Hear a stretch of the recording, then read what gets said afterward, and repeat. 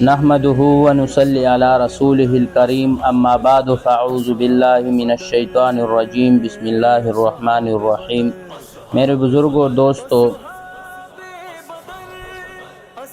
آپ گزشتہ جمعوں میں سن چکے ہیں کہ مسلمانوں کو 13 سال تک مکہ معظمہ میں کیسے کیسے مظالم کا نشانہ بنایا گیا، انہیں کیسا تڑپایا گیا، کیسا ستایا گیا، ان کو رلایا گیا۔ مسلمان ظلم کو ہر وار سہتے رگے، مگر جواب میں انہوں نے ہاتھ نہیں اٹھائے۔ کیوں نہیں اٹھائے؟ اس لیے کہ انہیں ہاتھ اٹھانے کی اجازت نہیں تھی۔ انہیں تو حکم دیا جا رہا تھا کہ معاف کرنے کا، درگزر کرنے کا۔ فَاعْفُوا وَاصْفَحُوا حَتَّى يَأْتِيَ اللَّهُ بِأَمْرِهِ، سو تم درگزر کرو اور خیال میں نہ لاؤ جب تک بھیجے اللہ اپنا حکم۔ مار کھاتے رہو، ظلم سہتے رہو، مگر جواب میں اس وقت تک ہاتھ نہ اٹھاؤ جب تک تمہیں اللہ جل شانہ ہاتھ اٹھانے کی اجازت نہ دے۔ صحابہ کرام رضوان اللہ علیہم اجمعین حکم کے بندے تھے، وہ اللہ کے حکم سے تجاوز نہیں کرتے تھے۔ وہ ظلم کے چکی میں پھنستے رہے، کوئی زخمی ہوا، کسی کے آنکھ ضائع ہو گیا، کسی کی ہڈیاں ٹوٹی، لیکن انہوں نے جوابی حملہ نہیں کیا۔ لیکن اب جب حکم الحاکمین کی طرف سے انہیں دفاعی اور اقدامی ہر قسم کے قتال کی اجازت مل گئی تو اپنی جانیں ہتھیلیوں پر رکھ کر میدان میں آ گئے اور مشرک سرماؤں کو بتا دیا کہ ہم تڑپ بھی سکتے، تڑپا بھی سکتے، تیر سہ بھی سکتے، تیر چلا بھی سکتے، ہم راتوں کے عابد بھی ہیں اور دینوں کے مجاہد بھی ہے، ہم صوفی بھی ہے اور شمشیری زن بہادر بھی ہے، ہم موت سے خائف نہیں، ہم تو موت کے متلاشی ہے۔ قتال کی اجازت ملنے کے بعد چھوٹی موٹی جھڑپیں تو کئی ہوئی، لیکن مسلمانوں اور کافروں کے درمیان جو پہلی فیصلہ کن جنگ لڑی گئی وہ 2 ہجری میں بدر کے میدان میں لڑی گئی۔ اگرچہ رسول اللہ صلی اللہ علیہ وسلم مدینہ منورہ سے کسی باقاعدہ جنگ کے لیے نہیں نکلے تھے، بلکہ آپ صلی اللہ علیہ وسلم کا ارادہ ابو سفیان کی اس قافلے کا مقابلہ کرنے کا تھا جو شام سے تجارتی سامان لے کر آ رہا تھا۔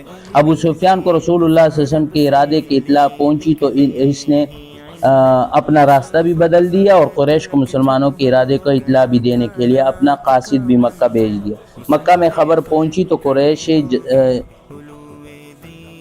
جذبات میں آگ لگ گئی اور ان کے آنکھوں میں خون اتر آیا۔ انہوں نے مسلمانوں کو سبق سکھانے بلکہ دنیا سے ان کا نام و نشان مٹانے کے لیے جنگ کی پوری تیاری شروع کر دی اور ایک بڑا لشکر لے کر غیظ اور غضب کے ساتھ مکہ سے روانہ ہو گئے۔ جب رسول اللہ صلی اللہ علیہ وسلم کو قریش کے اس لشکر کے روانہ ہونے کی اطلاع ملی تو آپ نے اپنی سنت اور عادت کے مطابق صحابہ سے مشورہ کیا۔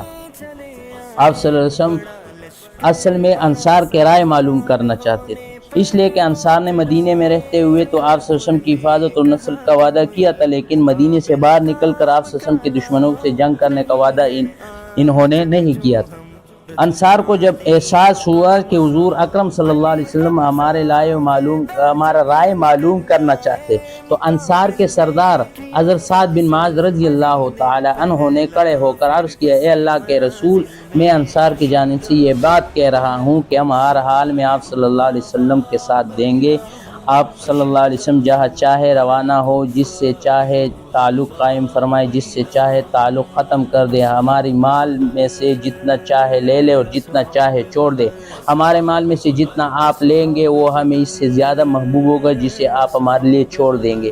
خدا کی قسم اگر آپ صلی اللہ علیہ وسلم چلتے چلتے برق غمدان تک پہنچ جائے تب بھی ہم آپ صلی اللہ علیہ وسلم کے ساتھ چلتے رہیں گے۔ خدا کی قسم اگر آپ سمندر میں داخل ہو جائیں گے تو ہم بھی آپ کے ساتھ اس میں داخل ہو جائیں گے۔ حضرت سعد بن معاذ رضی اللہ تعالی عنہ خاموش ہوئے تو حضرت مقداد رضی اللہ تعالی عنہ کھڑے ہوئے اور بڑے جوش کے ساتھ کہنے لگے، یا رسول اللہ صلی اللہ علیہ وسلم، ہم آپ صلی اللہ علیہ وسلم سے ایسے نہیں کہیں گے جیسے موسیٰ علیہ السلام کی قوم نے موسیٰ علیہ السلام کے قوم نے موسیٰ علیہ السلام سے کہا، فَذْهَبْ أَنْتَ رَبُّكَ فَقَاتِلَ إِنَّ هَاهُنَا قَاعِدُونَ، جاؤ تم اور تمہارا رب دونوں مل کر جنگ کرو، ہم تو یہاں بیٹھے رہیں گے۔ نہیں، ہم ایسا نہیں کریں گے، بلکہ ہم تو آپ کے دائیں بھی لڑیں گے، بائیں بھی لڑیں گے، سامنے بھی لڑیں گے، پیچھے بھی لڑیں گے۔ رسول اللہ صلی اللہ علیہ وسلم نے انصاری سرداروں کی یہ ولہانہ جذبات سنے تو آپ صلی اللہ علیہ وسلم کا چہرہ مبارک خوشی سے چمک اٹھا، اور آپ صلی اللہ علیہ وسلم نے فرمایا کہ چلو اور بشارت حاصل کرو۔ عجیب اتفاق دیکھے کہ مسلمانوں کی تعداد 313 تھی، اور حضرت طالوت رحمہ اللہ جب جالوت کے مقابلے کے لیے نکلے تھے تو ان کی لشکر کی تعداد بھی تقریباً اتنی ہی تھی۔ حضرت طالوت کے مخلص ساتھیوں نے پورے ایمان اور یقین سے کہا کہ قم من فئات قلیلۃ غلبت فئۃ کثیرۃ بإذن اللہ واللہ مع الصابرین۔ بعض اوقات چھوٹی اور تھوڑی سی جماعتیں بڑی اور بہت سے جماعتوں پر اللہ کے حکم سے غلبہ پا لیتی ہے، اللہ تعالیٰ صبر والوں کے ساتھ ہے۔ اور آج مخلص مومنوں کی زبانوں پر بھی اس قسم کے کلمات تھے۔ مسلمان 313 تھے اور مشرکوں کی تعداد 1000 سے زائد تھی۔ مسلمانوں کی اکثریت نہ تجربہ کار تھی، جبکہ مشرکوں کے لشکر میں مانے ہوئے شاہ سوار اور تجربہ کار سپاہی تھے۔ مسلمانوں کے پاس صرف 2 گھوڑے اور 70 اونٹ تھے جن پر وہ باری باری سوار ہوتے تھے، جبکہ مشرکوں میں 600 سپاہی زرہ پوش تھے اور 500 کے پاس پورے ہتھیار تھے۔ اونٹوں کی تعداد 700 تھی، گھوڑوں کی تعداد 100 تھی۔ مسلمانوں کو زبانوں پر تسبیح تھی، تقدیس تھی، تحمید تھی، تکبیر تھی۔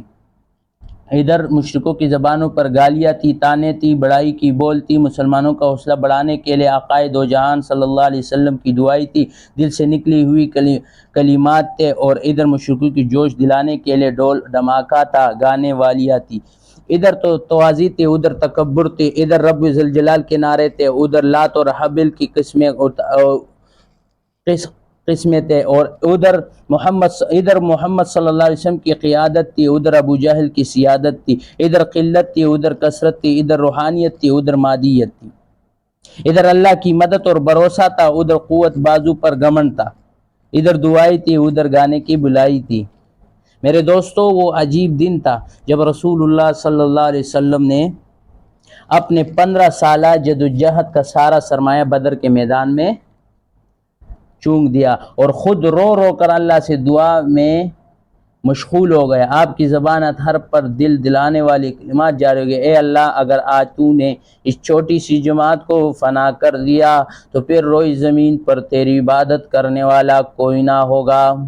اے اللہ، تو نے مجھ سے جس چیز کا وعدہ کیا ہے وہ پورا فرما۔ اے اللہ، تیری مدد کی ضرورت ہے۔